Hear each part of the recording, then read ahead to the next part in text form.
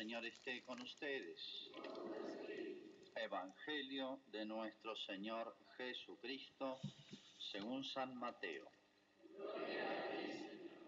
Cuando los fariseos se enteraron de que Jesús había hecho callar a los saduceos, se reunieron con él, y uno de ellos, que era doctor de la ley, le preguntó para ponerlo a prueba: Maestro, ¿cuál es el mandamiento más grande de la ley? Jesús le respondió: amarás al Señor tu Dios con todo tu corazón, con toda tu alma y con todo tu espíritu. Este es el más grande y el primer mandamiento. El segundo es semejante al primero: amarás a tu prójimo.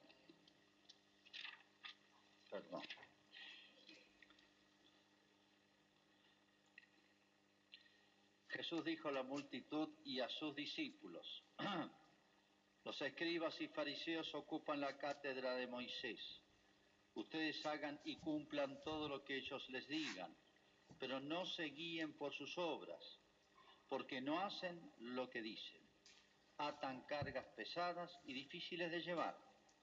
Las ponen sobre los hombros de los demás, mientras que ellos no quieren moverlas ni siquiera con el dedo. Todo lo hacen para que los vean.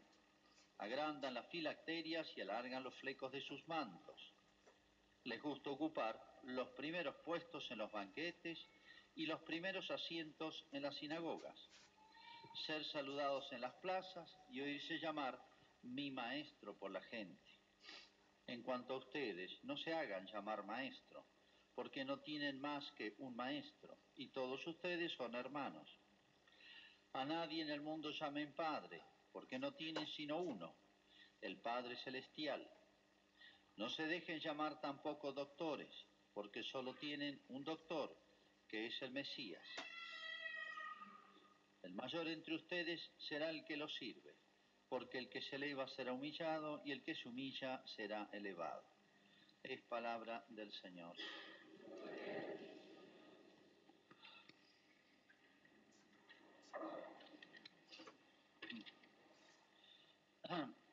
Por un feliz error, leí una parte del Evangelio del domingo pasado, que justamente es el párrafo anterior del que comentamos hoy, y se puede decir que son las dos caras de la moneda, cara y cruz, de lo que debe ser un cristiano, de la definición de un cristiano, dicho en dos palabras, y de la caricatura de un cristiano, que es lo que he leído hoy. La definición de un cristiano es cuando Cristo dice simplemente que la esencia del cristianismo consiste en amar a Dios con todo el corazón, todo el alma, toda la mente y todas las fuerzas. ¿Por qué dice 4 veces? 4 cosas. No está repitiendo lo mismo. Todo el corazón significa lo más interior, la voluntad, la inteligencia. La mente, significa la inteligencia, lo que yo de la verdad. El corazón le agrega la voluntad. Y los otros 4, todas las fuerzas, todas las actitudes, sería todos los sentimientos y todos los actos exteriores. O sea, está como abarcando toda la persona, las obras, los afectos, los sentimientos, lo más sensible, la inteligencia y la voluntad, lo interior y lo exterior, lo del cuerpo y lo del alma y las obras exteriores. O sea, debe ser toda una sola pieza, y todo está regido por el amor, que significa esa orientación hacia Dios.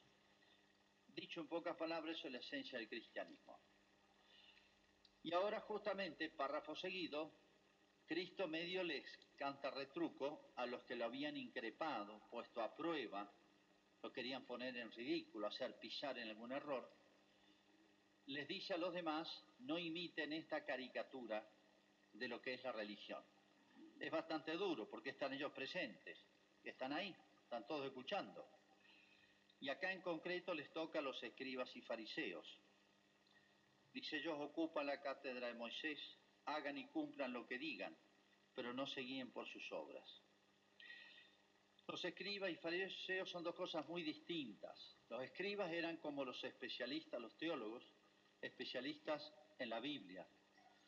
La conocían, la estudiaban, discutían entre ellos los temas polémicos, y bueno, enseñaban y resolvían todos los problemas, por así decir, que se pudieran plantear en la interpretación de la palabra de Dios. Era un oficio, un ministerio, dentro de, algunos eran sacerdotes, dentro del pueblo de Israel. Hoy eso lo ocupa el que tiene el sacerdocio, el papa, los obispos, los sacerdotes. Ese ministerio, esa función de enseñar. Por otro lado, los fariseos, una secta religioso-política, no tiene nada que ver.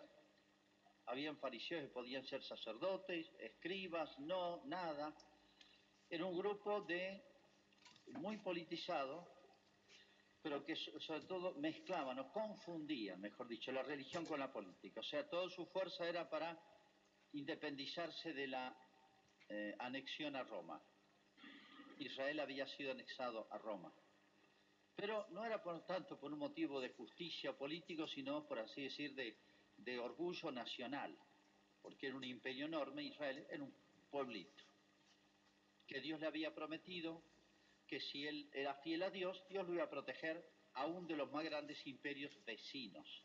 Pero como Israel se portó mal casi siempre, vivió sometido a todos los imperios vecinos. Entonces ellos habían, su pasión, por así decir, política, había ocultado, hecho desaparecer su preocupación religiosa, que es lo más importante en todos. ¿Cuántas veces pasa eso? Que la política ocupa el primer lugar y se convierte en una especie de religión. Y hay adhesión más grande al partido que a la Iglesia Católica. Bueno, pasa eso. Lo que pasó en Israel vuelve a pasar en todos los tiempos.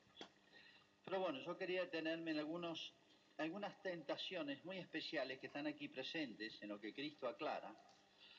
Tentaciones para todo cristiano, para los cristianos justamente. El que se ha acercado, el que de alguna manera conoce, adhiere.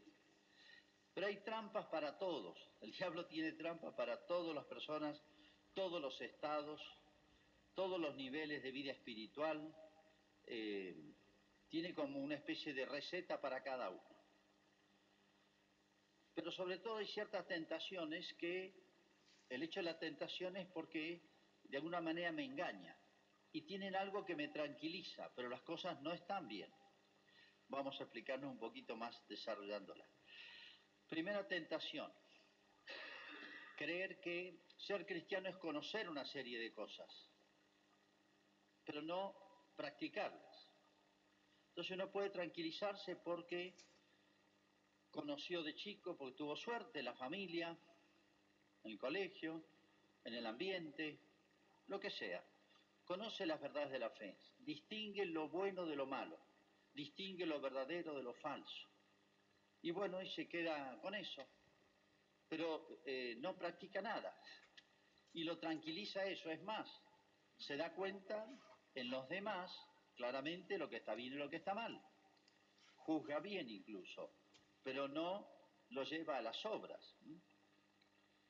Una vez me pasó una persona muy defensora de la iglesia, etcétera, en tiempos difíciles, dice: padre, bueno, ¿me bautizaría un hijo? Sí.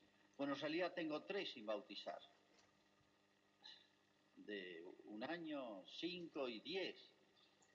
Digo, pero ¿cómo no has bautizado a los hijos? Bueno, pero sí, se me pasó. ¿Y de paso no me podría casar? Tampoco estaba casado. Bueno, está bien, venite un día, que un día entero hago todo. Lo voy a casar, hago los interrogatorios. La mujer era espiritista, que es peor que otras religiones, algo casi diabólico.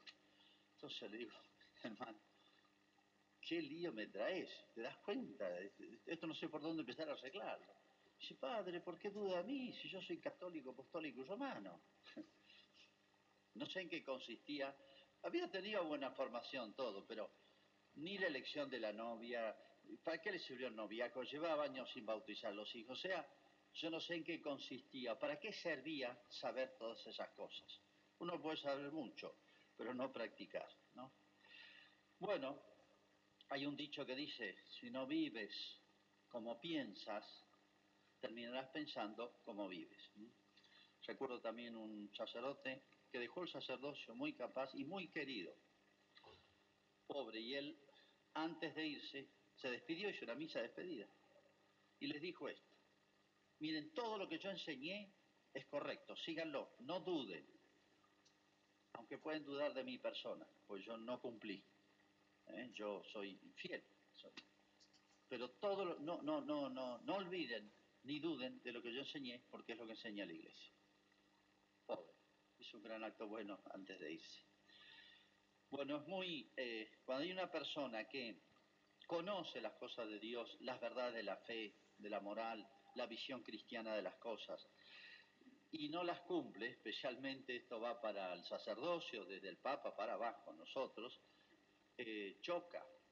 Vale para todos, vale para una catequista, vale para una persona cercana a la iglesia, un profesor, un docente católico. Mirá, este es católico y sin embargo, y queda lo que uno enseña, produce, en vez de producir adhesión, puede producir repugnancia por la persona. Les ha pasado muchas veces que una persona que no es coherente con lo que piensa en su vida, ¿no? No es coherente en su vida con lo que piensa, hace odiosa las cosas buenas y verdaderas. Lo habrán experimentado. Segunda trampa. En estas personas se quedan tranquilos, pues yo la tengo clara. Otros, sin embargo, tienen ideas confusas, pero yo la tengo clara. Entonces eso tranquiliza la conciencia. Y me parece que estoy bien, y no estoy bien, estoy mal. Segundo caso. A veces tenemos obras buenas, exteriores, con Dios, en nuestra vida cotidiana, en la familia, etc. Pero a veces el corazón es lo último que uno entrega a Dios. Y en el corazón pueden crecer grandes vicios, sobre todo la soberbia. Entonces, es los fariseos, yo cumplo todo, le decían a Cristo, como diciendo somos perfectos. Yo pago el diezmo, cumplo con los ayunos, voy al templo 3 veces por día, etcétera, etcétera. Sí, todo, exteriormente todo iba, pero interiormente no. Tan no que no lo reconocieron a Cristo y lo condenaron a muerte. O sea, algo raro había ahí. O sea, si no tuvieron la capacidad, la lucidez para darse cuenta con todas las pruebas que dio Jesucristo con su persona y sus obras de quién era, y llegaron hasta el extremo de pedir juzgarlo y pedir su muerte, se ve que esas obras, aún con Dios, no valían nada. O sea, no sé para qué sería. Pero les tranquilizaba la conciencia. Nosotros cumplimos. ¿Se acuerdan la parábola esa de Cristo? Del fariseo y el publicano. Dice que, parado en la iglesia, le decía, todo y gracias porque no soy como los demás. ¿Ven? No soy como los demás. Yo cumplo el ayuno, el diezmo, esto, las celebraciones litúrgicas, voy a los actos religiosos. Todo y gracias porque no soy como los demás. O sea, esas obras exteriores no servían para nada. Me acuerdo un caso en algún lugar del mundo, una mujer que era muy piadosa, novenas, nunca faltaba misa, todo. Su hija quedó embarazada y la presionaba para que abortara. Y uno dice, ¿pero cómo puede ser esto? Sí, puede ser. Se tranquiliza la conciencia pensando que es buena cristiana, porque exteriormente cumple. Quien la viera de afuera dice, pero este es un cristiano ideal, un santito, una santita. ¿Y cómo de golpe esa barbaridad?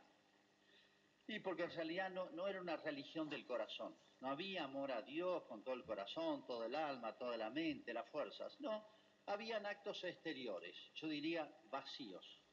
¿Puede ocurrir eso? Sí, puede ocurrir.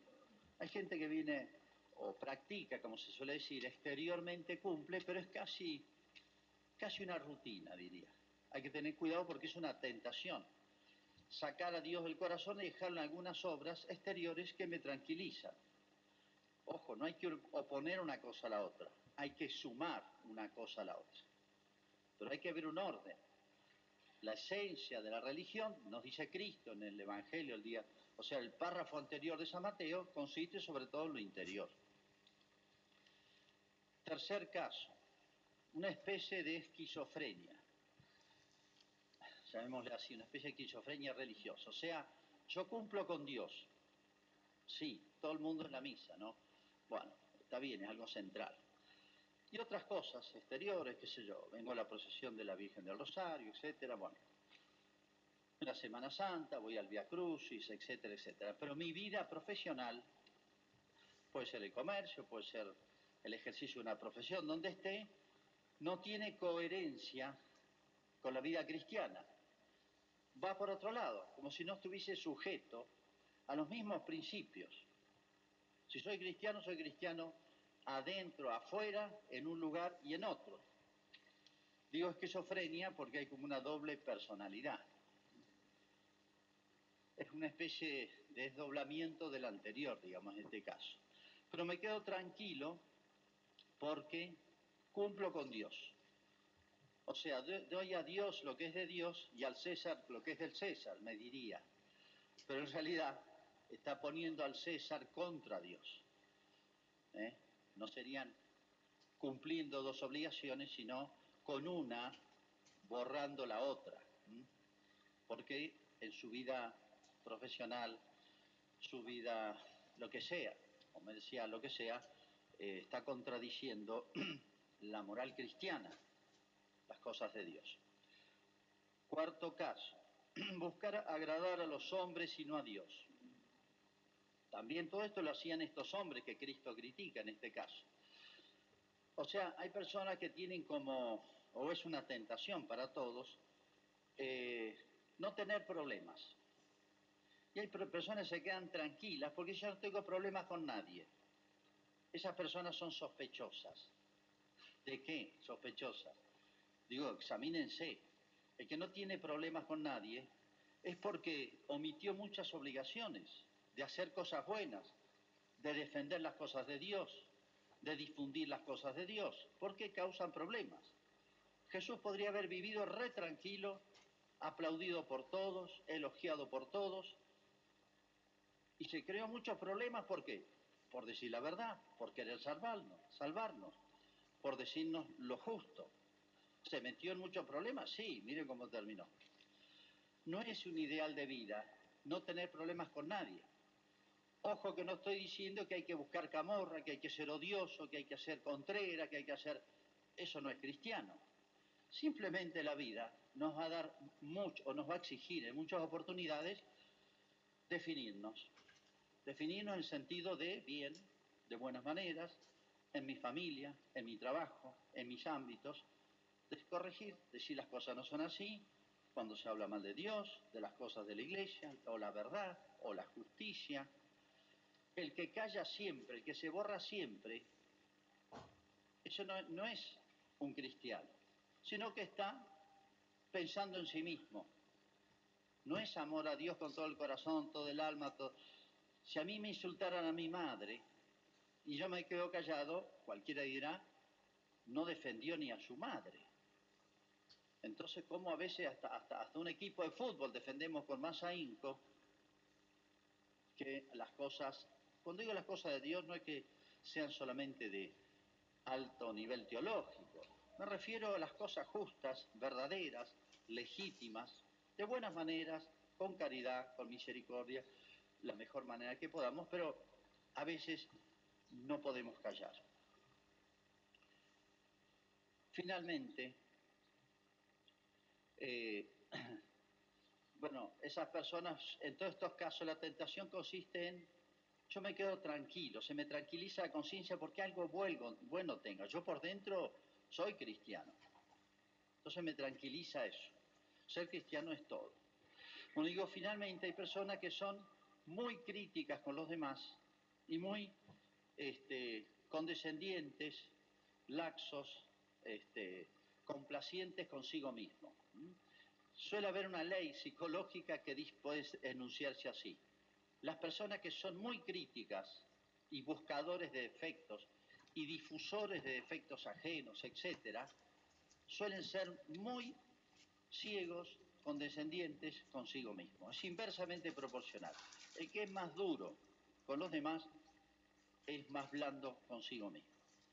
Y el consejo del Evangelio es al revés.